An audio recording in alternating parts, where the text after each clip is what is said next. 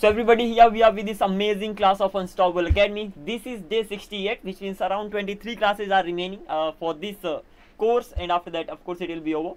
Okay, going ahead, talking about the topics learned so far. So these are the main topics, I must say, which are really important to keep in mind. So just keep them in mind, keep revising them, and mostly many topics have been covered. But okay, these are kind of, I can say, one of the top most important ones. Okay, so keep going through them, keep practicing them. Then हम mainly models से गए, like advanced models को भी हमने go through किया. And going ahead, we learnt about degrees and all. At last हमने conjunctions के बारे में जो चैप्टर शुरू किया था उसमें हम go through कर रहे थे, और ये सारे conjunctions अभी तक आप पढ़ चुके हो. So what, who, whom, which कैसे conjunction के तौर पर यूज होते हैं. You have been given the examples as well, so I hope you must have practiced them by now. Okay, तो ये सारे conjunctions हैं जो आपने अभी तक पढ़ लिए हैं. So I will not be talking about much here. Just go through the previous classes, revise them, practice the examples given in the book, and this is how you are gonna be going ahead. Okay, ultimately जो last topic हमारा चल रहा था, this was the one. हमने if के बारे में देखा. इफ का मतलब होता है अगर. तो अगर मैं बोलूँ अगर तुम आओगे तो मैं तुमसे मिलूंगा, इफ यू कम. अब यहाँ पर इफ यू विल कम नहीं बोलूंगा. क्यों? मैंने बोल रहा हूँ कि अगर तुम आओगे, लेकिन इफ के बगल में कोई भी सेंटेंस आया, फिर अगर वो फ्यूचर में है फिर भी वो प्रेजेंट में बनेगा, मतलब सिंपल प्रेजेंट में बनेगा. तो फ्यूचर प्रेजेंट में कन्वर्ट हो जाता है सारे वर्ड्स के आगे. If not, unless, until, after, before, when, whenever, as soon as long as. तो just keep these words in mind. इनका यूज कैसे होगा उसको तो हम बात कर लेंगे, लेकिन सबसे पहले इतना आपको ध्यान रखने की जरूरत है. आगे बढ़ते हैं. तो पहला हो गया अगर. तो मैं बोलूँ भैया अगर तुम आओगे तो मैं तुमसे मिलूंगा. तो यहाँ पर ये नहीं बोलोगे इफ यू विल कम, आप सिंपल बोलोगे if you come I will meet you, something like that. Sorry for my handwriting. If you come I will meet you, मैं तुमसे मिलूंगा, समथिंग लाइक दैट. ओके, तो पहला वाला सेंटेंस जो if के बगल में आता है वो हमेशा सिंपल में रहेगा, मतलब अल्टीमेटली प्रेजेंट में बनेगा. ऐसे अगर तुम नहीं आओगे तो मैं तुमसे नहीं मिलूंगा. तो if you don't come I will not meet you. अब आपको पता ही है कि इफ नॉट का मतलब हो गया अगर नहीं. इसके साथ साथ अनलेस का भी मतलब होता है अगर नहीं. आपने कल ही कवर किया है. तो जहां पर आप इफ नॉट लगाते हो वहां पर अगर चाहो तो अनलेस का भी यूज कर सकते हो. तो अनलेस कॉन्ट्रैक्शन होता है, मतलब आई कैन से दोनों का कॉम्बिनेशन होता है.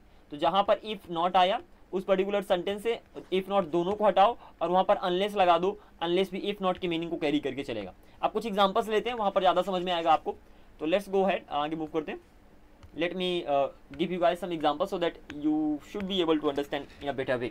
तो पहला example in that's gonna be like, मैंने कहा कि अगर आप मुझे पैसा देंगे तो मैं मार्केट जाऊंगा. सो इफ यू, अब यहाँ पर विल गिव मी मनी नहीं बोलोगे, सिंपल बोलोगे if you give me money. ठीक है ना, if you give me money, अगर आप मुझे पैसा देंगे मैं मार्केट जाऊंगा.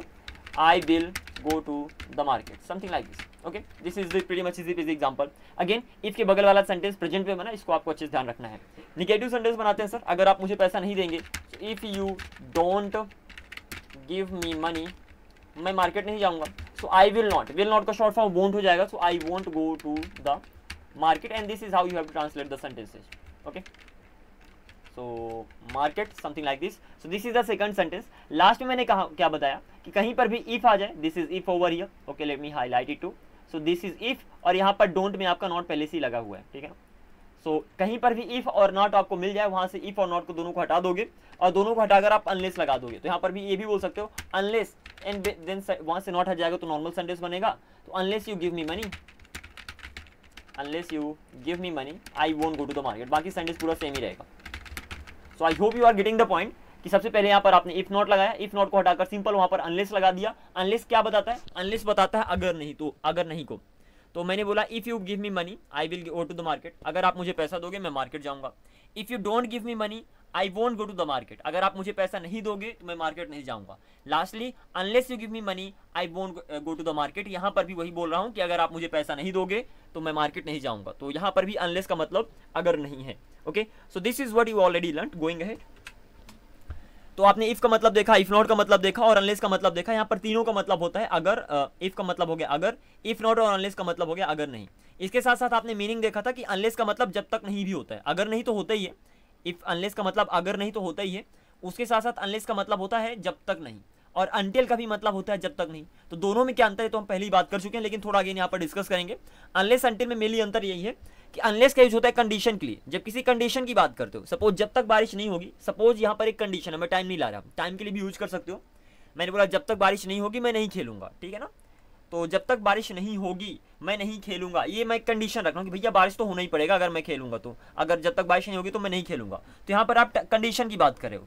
सेम सेंटेंस, जब तक बारिश नहीं होगी मैं नहीं खेलूंगा, टाइम के लिए भी यूज हो सकता है। आप टाइम की बात करोगे भैया जब तक बारिश नहीं होगी, मतलब जिस समय तक बारिश नहीं होगी, वो तो आपके माइंड के ऊपर डिपेंड करता है कि आप कंडीशन को लेकर सेंटेंस को यूज कर रहे हो कि आप टाइम को लेकर सेंटेंस को यूज कर रहे हो, क्योंकि मतलब तो दोनों का जब तक नहीं है तो अल्टीमेटली डायरेक्ट तो पता नहीं चलेगा।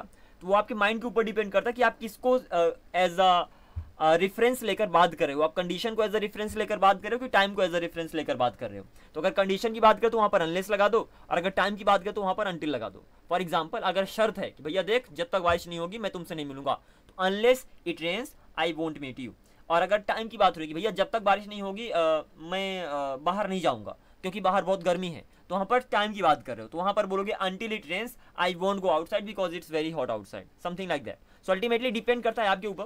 सेंटेंस दोनों सेम ही है, ठीक है ना, जब तक बारिश नहीं होगी मैं बाहर नहीं जाऊंगा। अब इस पर्टिकुलर सेंटेंस से बात किसी कर रहे हो, कंडीशन की बात करें तो अनलेस लगा दो, टाइम की बात करें तो अंटिल लगा दो। So don't worry about this particular thing. आप बात करें तो आपको तो पता ही होगा कि समय की बात है कि टाइम की बात है। तो इसके भी एग्जांपल्स ले लेते हैं, then we are gonna be going ahead talking about the examples over here. तो मैंने बोला भैया जब तक बारिश नहीं होगी, this is the sentence, okay, जब तक बारिश नहीं होगी, तो जब तक बारिश नहीं होगी मैं बाहर नहीं जाऊंगा, समथिंग लाइक दिस। अब एक सेंटेंस दे दिया। अब ये सेंटेंस दोनों के लिए यूज हो सकता है। ये सेंटेंस कंडीशन के लिए भी यूज हो सकता है और ये सेंटेंस टाइम के लिए भी यूज हो सकता है। अगर आप ये सेंटेंस को कंडीशन के लिए यूज कर रहे हो, ठीक है ना, अगर आप कंडीशन बता रहे हो कि भैया ये कंडीशन है कि जब तक ये नहीं होगा तो मैं वो नहीं करूंगा, तो जब तक बारिश नहीं होगी मैं बाहर नहीं जाऊंगा, if that is a condition, आप कंडीशन सामने रख रहे हो, ठीक है ना, तो वहां पर आप यूज करोगे अनलेस का। So condition it should be like this. यहाँ पर भी आई थिंक आई मिसिंग है, so let's keep it over here, okay. So unless it rains, आप सिंपल बोल दोगे अनलेस इट रेन्स, जब तक बारिश नहीं होगी मैं बाहर नहीं जाऊंगा, आई won't go outside, that is the simple thing. Second, अगर आप टाइम की बात करो, डिपेंड करता है इससे, तो आप टाइम की भी बात कर सकते हो। तो अगर आप टाइम की बात करो वहां पर अंटिल लगा दोगे, अल्टीमेटली दोनों ट्रांसलेशन सही होंगी। Until it rains I won't go outside. जहां तक क्वेश्चनिंग की सवाल है कि क्वेश्चन कब होगा, आई will be asking at the end of the class. अभी के लिए ट्राई करते हैं सारी कंजंक्शंस को गो थ्रू करने का। तो ये सारी चीजें अभी तक आपने देख लिया। आगे बढ़ते हैं, and next conjunction and that's gonna be like after before. After before के बारे में सबसे पहले आपको पहले से ही पता है, आफ्टर का मतलब के बाद होता है, बिफोर का मतलब पहले होता है, इसमें तो कोई टेंशन ही नहीं है। So just keep this particular thing in mind. और आगे बढ़ते देखते हैं इनके एग्जाम्पल्स कैसे बनेंगे, ओके। तो मैंने बोला तुम्हारे आने के बाद मैं जाऊंगा, ठीक है ना, तुम्हारे आने के बाद मैं जाऊंगा, तो I will go after you come, कुछ इस तरीके से बोलोगे। मतलब यहाँ पर आफ्टर के बगल वाला सेंटेंस भी सिंपल प्रेजेंट में रहेगा, हमेशा प्रेजेंट में रहेगा। This is the thing you have to keep in mind. तो तुम आई विल गो, मैं जाऊंगा तुम्हारे आने के बाद, तो आफ्टर यू विल कम नहीं बोलोगे, आफ्टर यू कम ही बोलोगे।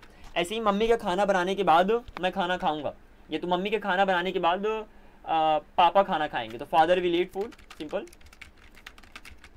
फादर विल ईट फूड, पापा खाना खाएंगे मम्मी के खाना बनाने के बाद, आफ्टर मॉम कुक्स फूड, ठीक है ना, after mom cooks food, ultimately present में बनाओगे। That is the simple thing that you have to keep in mind. तो ये पर्टिकुलर सेंटेंस भी डन हो गया। एग्जांपल्स दे दूंगा बुक में, आप प्रैक्टिस कर सकते हो। बिफोर वाले एग्जांपल्स लेते हैं, लाइक तुम्हारे आने के बाद मैं मार्केट जाऊंगा, तुम्हारे आने के पहले मैं मार्केट जाऊंगा, so I will go to market, I will go to the market, मैं मार्केट जाऊंगा तुम्हारे आने के पहले, before you come. So pretty much easy peasy, sentence normal होंगे बिफोर यू कम। तो अल्टीमेटली बिफोर के बगल वाला भी सेंटेंस आप किस में बना रहे हो, आप सिंपल में बना रहे हो, अल्टीमेटली प्रेजेंट में बना रहे हो, ओके। एक और एग्जांपल बिफोर का, and that's gonna be like बारिश होने के पहले मुझे स्कूल जाना होगा, बारिश होने के पहले मुझे स्कूल जाना होगा, simple, I will have to go to school, बारिश होने के पहले, तो before it rains. So this is a simple thing, like जितने भी यहाँ पर आफ्टर बिफोर वाले सेंटेंस बने हैं सभी के सभी प्रेजेंट में बना रहे हो आप, तो उसी पर्टिकुलर रूल को फॉलो करो। ध्यान देना फ्यूचर में कभी नहीं बनेंगे, that is the thing that you have to keep in mind, okay. So this is how you have to go ahead, let me highlight them so that you don't get confused to something like this. एक after का sentence रहा है यहाँ पर, and lastly here we go, okay. So ultimately I hope by now you won't have any problem with this particular thing, exactly after before के use कैसे होता है।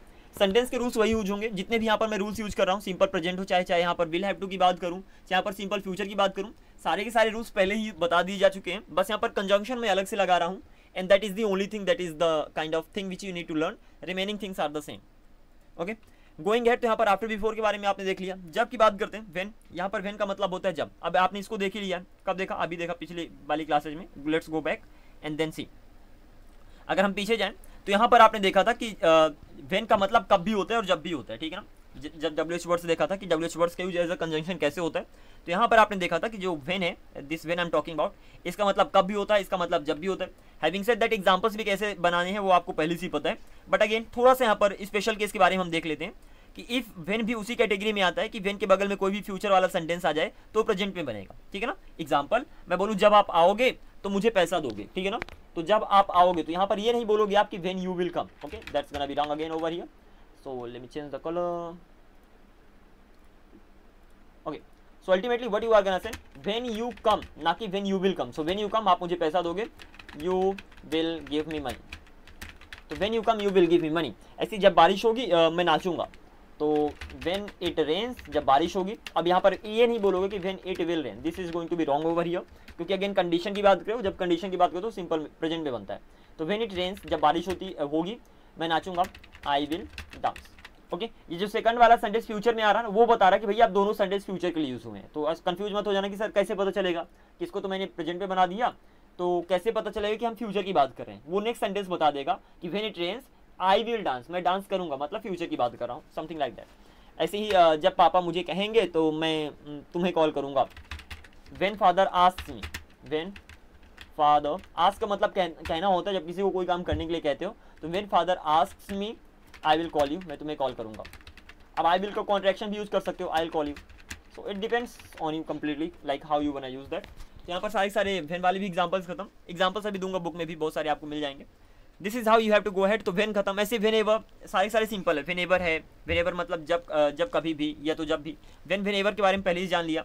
यहाँ पर जो लास्ट चीज आपको ध्यान रखना, एग्जांपल्स अभी मैं दे रहा कि एज सुन का मतलब होता है एज सुन एज जैसे ही, और एज लॉन्ग एज मतलब जब तक, एज विल एज के साथ साथ, और एज फॉर एज मतलब जहां तक। ये 4 मीनिंग्स आपको एक्स्ट्रा हैं जो याद करना पड़ेगा, बाकी ऊपर वाले तो सब आसान से हैं, ओके।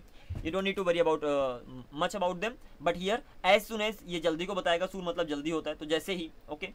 तो जहाँ पर एज सुन एज का मतलब हो गया जैसे ही, वहाँ पर द मोमेंट का भी यूज कर सकते हो। एज लॉन्ग का एज मतलब हो गया जब तक, एज विल एज के साथ साथ, एज फॉर एज जहाँ तक। सो जस्ट थोड़ा सा यहाँ पर टाइम लगाकर इनको याद कर लेना, दैट वुड बी बेटर। और ये ध्यान रखना कि जो लास्ट वाले वर्ड्स है वो उस कैटेगरी में नहीं आती, मतलब as will as for as को मैंने यहाँ पर रख दिया है, लेकिन जो फ्यूचर कोई भी सेंटेंस अगर फ्यूचर का है वो प्रेजेंट में बन जाएगा, वो सिर्फ एज लॉन्ग तक ही चलता है, ठीक है ना। उसके बाहर वाले में ज़्यादा टेंशन मत लेना। एज लॉन्ग एज तक कोई भी अगर फ्यूचर का सेंटेंस आ गया प्रेजेंट में बना देना। एग्जाम्पल्स की बात करते हैं, यहाँ पर व्हेनेवर का एग्जाम्पल लेते हैं। लाइक जब कभी भी आप आते हो, हम घूमने जाते हैं, तो व्हेनेवर यू कम, जब कभी भी आप आओगे, फ्यूचर की हम बात करें ना, तो व्हेनेवर जब कभी भी आप आओगे, तो यहाँ पर ये नहीं बोलोगे whenever you will come, this is going to be wrong. Simple बोलो व्हेनेवर यू कम, जब कभी भी आप आओगे, हम घूमने जाएंगे, we will go to visit, we will go for a trip. चलो इसको ही लेते हैं, हम ट्रिप पे जाएंगे, तो we will go not for a trip, on a trip. तो ट्रिप के साथ हमेशा ऑन का यूज होता है, तो we will go on a trip, something like that, okay. And ऐसे ही जब कभी भी हम मिलेंगे, हम बहुत बात करेंगे, व्हेनेवर वी मीट, जब कभी भी हम मिलेंगे हम बहुत बात करेंगे, we will talk a lot. So this is how you have to go head. Whenever के भी एग्जांपल्स बहुत ही ज़्यादा सिंपल से बुक में आपको एग्जांपल्स आई होप मिल जाएंगे, अदरवाइज इन एग्जांपल्स की प्रैक्टिस कर लेना। ऐसे एक और एग्जांपल ले लो, and that's gonna be like जब कभी भी मम्मी मुझे डांटती हैं तो मैं शांत रहता हूँ, या जब कभी भी मम्मी मुझे डांटेंगी। आप फ्यूचर की यहाँ पर बात करें तो व्हेनेवर मॉम स्कूल्स में, अब अगेन मॉम विल स्कूल में नहीं बोलोगे क्योंकि सिंपल सी बात है भैया, व्हेनेवर आ गया तो सिंपल प्रेजेंट में बनेगा। तो व्हेनेवर मॉम स्कूल्स में, जब कभी माँ मुझे डांटेंगी मैं शांत रहूँगा, आई विल रिमेन साइलेंट, कुछ इस तरीके से इसका यूज कर सकते हो। आई विल कीप क्वाइट भी बोल सकते हो, I will remain silent, I will keep silent, कुछ इस तरीके से आप आगे बढ़ सकते हो। तो ये सारे एग्जाम्पल्स हो गए। Next as long as soon as कब देखते हैं। एज सुन एज का मतलब होता है जैसे ही पापा आएंगे मैं टीवी देखना बंद कर दूंगा। तो as soon as father comes, okay, जैसे ही पापा आएंगे, अब यहाँ पर अगेन प्रेजेंट में ही बनाओगे, तो as soon as father comes I will switch off the TV, I will switch off the TV. बहुत ही ज़्यादा सिंपल से एग्जाम्पल है। ऐसी जैसे ही बारिश होगी मैं क्या कर दूंगा, जैसे ही बारिश होगी मैं आपको बता दूंगा, as soon as it rains, जैसे ही बारिश होगी मैं आपको बता दूंगा, आई विल टेल यू। तो this things are pretty much easy, I will tell you. ऐसे जब तक बारिश होगी तुम्हें यहाँ रहना पड़ेगा, मैंने बोला अब जैसे ही, तो देख लिया यहाँ पर एज सुन एज का मतलब होता है जैसे ही। नेक्स्ट एग्जांपल लेते हैं as long as. As long as का मतलब होता है जब तक, तो मैंने बोला जब तक बारिश होगी तो आपको यहाँ पर रुकना पड़ेगा। तो as long as it rains, जब तक बारिश होगी आपको यहाँ पर रुकना पड़ेगा, you will have to stay here, you will have to stay here, आपको यहाँ पर रुकना पड़ेगा। ऐसे और कुछ एग्जांपल्स ले लेते हैं यहाँ पर। Okay, this examples are pretty much important ones, इसलिए मैं यहाँ से इरेज नहीं करूँगा इन्हें, लेट देम बी हियर। एक और एग्जांपल ले लो एज लॉन्ग एज का, जब तक सर पढ़ाएंगे हमें पढ़ना पड़ेगा, या तो जब तक सर पढ़ाएंगे हम पढ़ेंगे। As long as sir teaches, जब तक सर पढ़ाएंगे तो as long as sir teaches हम पढ़ेंगे, वी विल स्टडी। तो यहाँ पर ध्यान देना, हमने किसकी बात की, हमने इफ़ की बात की, हमने इफ़ नॉट की बात की, अनलेस की यहाँ पर आया, फिर इसके बाद यहाँ पर अनटिल आया, ठीक है ना, यहाँ पर अनलेस आया, यहाँ पर अनटिल आया, आफ्टर दोनों में आया, देन इधर बिफोर आया, इधर व्हेन की कैटेगरी आ गई, इधर व्हेनेवर की कैटेगरी आ गई, then as soon as, then as long as. यहाँ पर जितने भी सेंटेंस हैं इन सभी में जो पहला सेंटेंस आया उनके बगल वाला वो हमेशा प्रेजेंट में बन रहा है। So this is the thing that you have to keep in mind कि सबसे पहले तो रूल जान लो कि हमेशा सेंटेंस प्रेजेंट में ही बनेंगे, उसके बाद just whenever you are translating that keep it in mind and go head. अब कभी कभी ऐसा भी होगा कि जब आप बोल रहे हो तो डायरेक्टली फ्यूचर में ही बोल दिया, तो क्या फर्क पड़ता है, you are just speaking over, ये तो स्पोकन में ज़्यादा फर्क नहीं पड़ता कि अगर आपने फ्यूचर में बोल दिया तो कुछ गड़बड़ हो गया। The thing is that grammatically this is correct, so अगर आप प्रैक्टिस करते रहोगे तो करेक्ट भी बोलोगे while speaking to, so that's not a big deal, it completely depends on your practice. तो प्रैक्टिस करना जितना भी आप प्रैक्टिस कर लोगे that would really be an awesome thing. तो अल्टीमेटली ये सारे जितने भी कंजंक्शंस थे यहाँ पर most of them you have already gone through. Okay, चाहे यहाँ पर इफ़ की बात करूँ, if not, unless, until, after, before, when, whenever, as soon as और एज लॉन्ग एज, इन सारे कंजंक्शंस को हमने गो थ्रू कर लिया। कुछ एग्जांपल्स भी दिया प्रैक्टिस करने के लिए, बाकी एग्जांपल्स घर में भी बना लेना, it would really be a great thing. आगे बढ़ते हैं, लास्ट है आपका as well as for as. बहुत ही ज़्यादा सिंपल सी थिंग है, जैसे मैंने बोला एज वेल एज का मतलब होता है साथ साथ, और एज फॉर एज का मतलब जहाँ तक। तो एग्जाम्पल लेते हैं and it would be easy. तो मैंने बोला एज वेल एज, इसका मतलब हो गया साथ साथ, एज वेल एज। तो मैंने बोला मेरे पास एक पेन है, आई हैव अ पेन, ठीक है ना, सिंपल सी बात। अगर मैं बोलूँ मेरे पास एक पेन है तो आप बोलोगे आई हैव अ पेन, तो आई हैव अ पेन, इसको थोड़ा नीचे लाते हैं, आई हैव अ पेन, मेरे पास एक पेन है, साथ साथ एक पेंसिल भी, ठीक है ना, as well as a pencil. तो यहाँ पर ये भी बोल सकते हो as well as a pencil. So this is a simple thing, this is how it is use. तो मेरे पास एक पेन है, I have a pen, as well as a pencil, एक पेंसिल, साथ ही साथ एक पेंसिल, ठीक है ना, something like that. Okay, one more example and that's gonna be like, मैं पढ़ाई करता हूँ साथ ही साथ जॉब करता हूँ। तो I study as well as do a job, ठीक है ना, कुछ इस तरीके से। तो I study as well as do a job, मैं स्टडी करता हूँ साथ ही साथ एक जॉब भी करता हूँ। Next example that's gonna be like, आपको सीखना है साथ ही साथ यूज भी करना है। So you have to learn as well as to practice. यहाँ पर टू लगा दो बेटर रहेगा, as well as to practice, मतलब आपको प्रैक्टिस भी करना है। तो you have to learn as well as to practice, आपको प्रैक्टिस भी करना है। ऐसे I study as well as do job. So this is how you have to go at. Any confusion? No, sir. Okay, तो you have to learn as well as to practice, kind of better रहता है that अगर आप infinitive का use कर रहे हो, it's completely depends on you how you wanna use that. Okay, so this is done as well as का मतलब हो गया के साथ। जैसे मैंने बोला कि मैं तुम्हारे साथ हूँ, साथ ही साथ उसके साथ। तो I will say I am with you, मैं तुम्हारे साथ हूँ, as well as with him, ठीक है ना। तो मैं तुम्हारे साथ हूँ, I am with you, as well as with him मतलब साथ ही साथ उसके साथ। तो मैं तुम्हारे साथ भी हूँ, उसके साथ भी हूँ। So in this way you can just simply go ahead. Last example that's gonna be like as for as का मतलब होता है जहाँ तक, that is a simple thing. Example लेते हैं, जहाँ तक मैं जानता हूँ तुम अच्छे इंसान हो, as for as I know, जहाँ तक मैं जानता हूँ तुम अच्छे इंसान हो, you are a good person, ठीक है ना।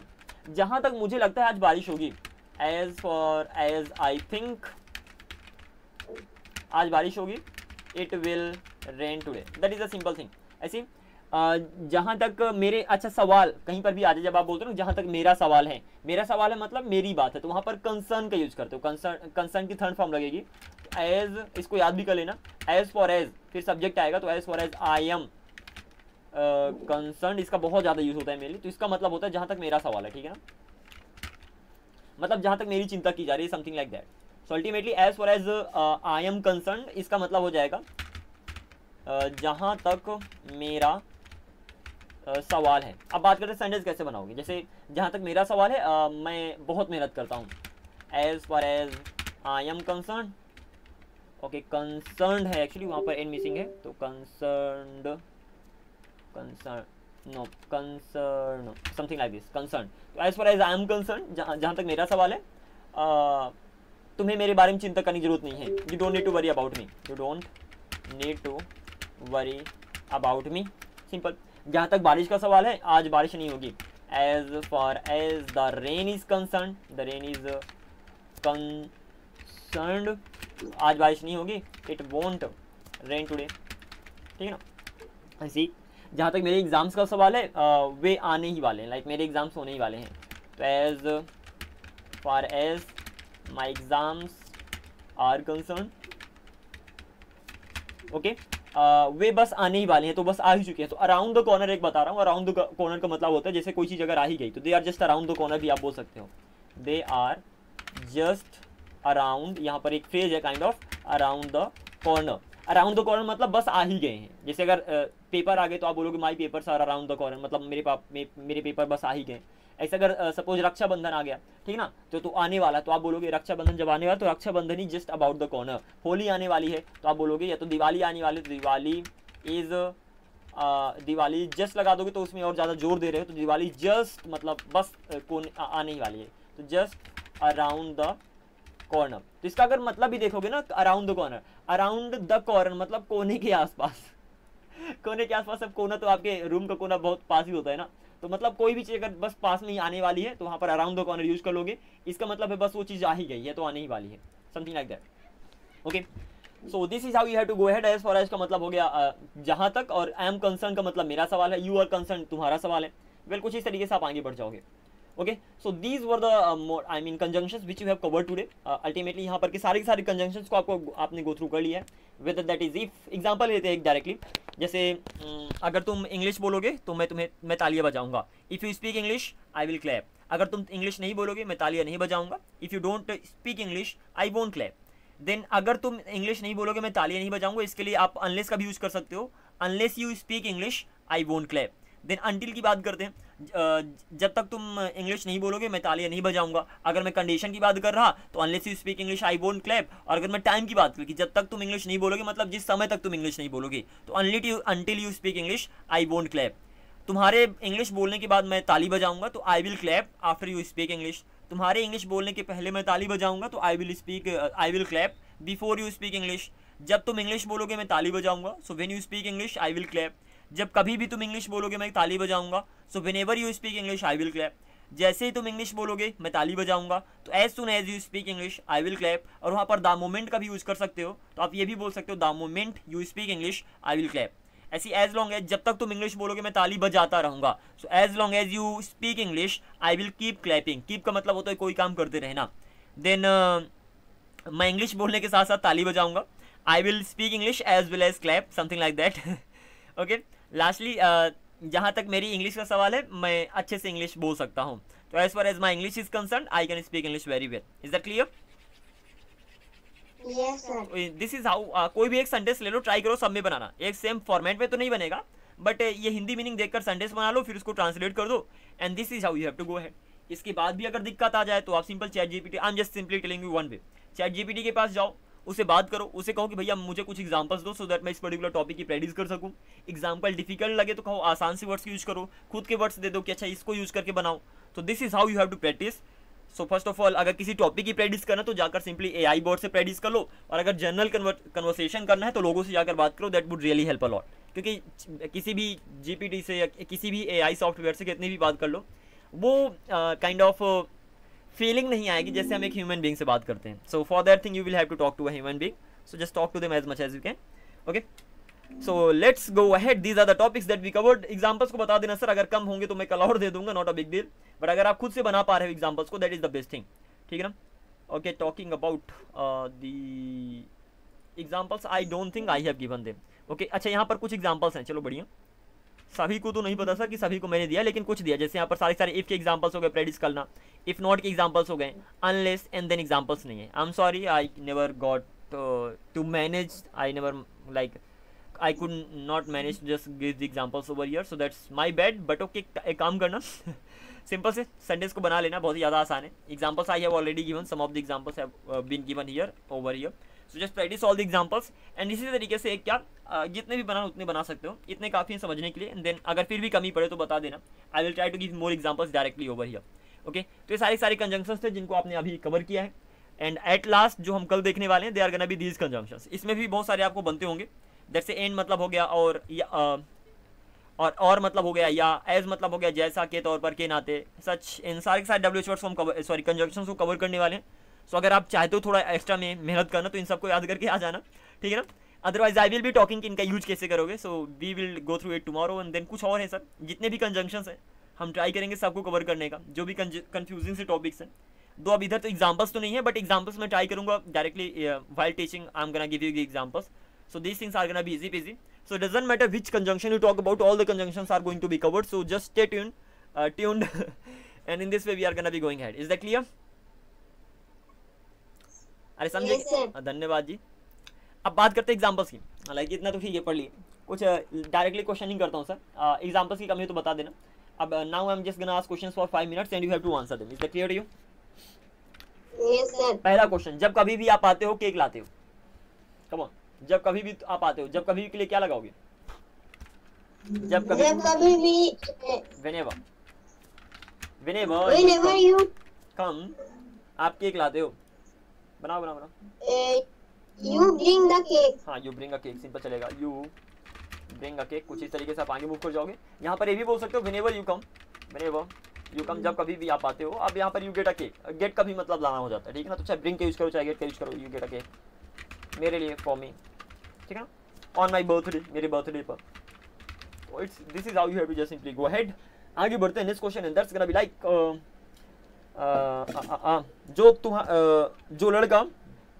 जो लड़का तुम्हारे बगल में खड़ा है मेरा भाई है, क्या बोलोगे? लड़का जो तुम्हारे बगल में खड़ा है मेरा भाई है, ट्रांसलेटिव। लड़का मतलब द बॉय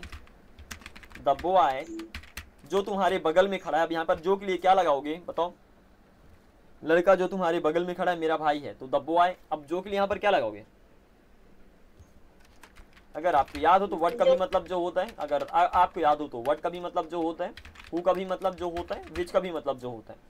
अब मैंने बोला लड़का जो आपके बगल में खड़ा है मेरा भाई है, अब यहाँ पर किसका यूज करोगे जो के लिए? Any idea? अरे ना रे बाबा, व्यक्ति के लिए हमेशा हु का यूज होता है, जाकर पता करना। तो the boy who is standing आपके बगल में, बिसाइड यू। इसके बारे में डिस्कस किया हूँ सर, अगर आप पिछली क्लासेस में जाकर देखोगे ना, वेयर इज दैट, यहाँ पर जब भी पीपल की बात करोगे हम वहाँ पर हमेशा हु का यूज होगा। So just keep this particular thing in mind, okay. तो मैंने बोला लड़का जो आपके बगल में खड़ा, the boy who is standing beside you, आपके बगल में खड़ा है मेरा भाई है, इज माई ब्रदर, कुछ इस तरीके से। बात किसी कर रहे हैं? बात हम कर रहे हैं लड़के की। किस लड़के की? जो तुम्हारे बगल में खड़ा है। सो अल्टीमेटली ये पूरा का पूरा सेंटेंस ही सब्जेक्ट है। दो ये पूरा का पूरा जो इधर वाला सेंटेंस है इसमें भी एक सब्जेक्ट है एंड ऑब्जेक्ट है, वर्ब है। बट लड़का जो आपके बगल में खड़ा है मेरा भाई है, तो बात किसी कर रहे हैं? उस लड़के की जो आपके बगल में खड़ा है। तो the boy who is standing beside you, ये पूरा का पूरा सेंटेंस ही, अरे गड़बड़ कर दिया स्पेलिंग में, सब्जेक्ट हो गया। आगे बढ़ते हैं भाई। तुम्हें मुझे दे दो जो कुछ भी तुम्हारे पास है, मुझे दे दो जो कुछ भी तुम्हारे पास है। तो गिव मी, जो कुछ भी के लिए यहाँ पर वटेवर का यूज करोगे, तो whatever you have, something like that. चाहे कुछ भी तुम कर लो, चाहे कुछ भी तुम कर लो, तुम इंग्लिश नहीं बोल पाओगे, क्या बोलोगे? चाहे कुछ भी तुम कर लो, चाहे कुछ भी के लिए क्या बोलोगे? चाहे कुछ भी, इफ यू, अरे ना रे बाबा, नो मैटर व्हाट, ये सारे पहले ही कवर करवाए जा चुके हैं, तो जब तक इनको लर्न नहीं करोगे तो कुछ नहीं होगा। चाहे कुछ भी तुम कर लो, no matter what you do, चाहे कुछ भी तुम कर लो, तुम इंग्लिश नहीं बोल पाओगे। You won't be able to speak English, तुम इंग्लिश नहीं बोल पाओगे जब तक तुम इंग्लिश बोलना शुरू नहीं करते, unless you start, exactly, speaking English जहाँ कहीं भी तुम हो, from wherever you are, it's crazy, from wherever you are. देखो सेंटेंस का मतलब समझना, no matter what you do, चाहे तुम कुछ भी कर लो, you won't be able to speak English, तुम इंग्लिश नहीं बोल पाओगे, unless you start speaking English, unless मतलब जब तक तुम इंग्लिश बोलना शुरू नहीं कर देते, from wherever you are, जहाँ कहीं, वेयर एवर का मतलब होता है जहाँ कहीं भी, तुम जहाँ कहीं भी हो, मतलब जहाँ कहीं भी हो, जिस भी लेवल पे हो, वहीं से अगर तुम इंग्लिश बोलना शुरू नहीं करते तो जब तुम इंग्लिश नहीं बोल पाओगे। That is a simple thing. तो यहाँ पर मैंने नो मैटर व्हाट का यूज किया, यहाँ पर मैंने अनलेस का यूज किया, यहाँ पर मैंने व्हेनेवर का यूज किया। अब आपको यूज करके बोलना है, प्रैक्टिस करना, that is a simple thing. Okay, lastly one more example and that's gonna be like give me an example if you have, otherwise I'm going to give you। मुझे पता है क्या बोलना है, बनाओ भाई, मुझे पता है क्या बोलना है। आई नो, अरे बोलिए बोलिए I know I know, what I know what I have to. ना देखो, मुझे पता है मुझे क्या बोलना है, वहां पर बोलोगे I know what I have to speak. लेकिन अगर मैं सिंपल इतना बोल दूं कि मुझे पता है क्या बोलना है, अब आई नो तो हो गया मुझे पता है, क्या बोलना है क्या बोलोगे what to speak. Is that clear? मुझे पता है क्यों बोलना, I know why to speak. मुझे पता है कैसे बोलना, I know how to speak. मुझे पता है कब बोलना है, I know when to speak. Is that clear? मुझे पता है किसके साथ बोलना है, I know with whom to speak. WH words लगा दी सर, कमाल हो जाएगा। कुछ समझे कि नहीं समझे? Yes, sir. हाँ, so this is how you have to just practice all the examples, जितना भी हो सके सर प्रैक्टिस करना। Keep this things in mind. I have given almost enough examples, जितने भी मुझे लगा कि काफी एग्जांपल्स हैं। अब बाकी एग्जांपल्स आप बना सकते हो, ठीक है ना, that's not a big deal. Example बनाना, एक बार कॉन्सेप्ट समझ में आ गया, so that's again not a big deal. Again आपको ऑनलाइन ही बहुत सारे एग्जांपल्स मिल जाएंगे, तो सिर्फ practice them, this would really be an awesome thing. And this was it in today's class. Now I'm going to be catching up with you guys tomorrow. Until then, yeah, make sure keep practicing, keep working hard. Bye bye, take care, and see you tomorrow.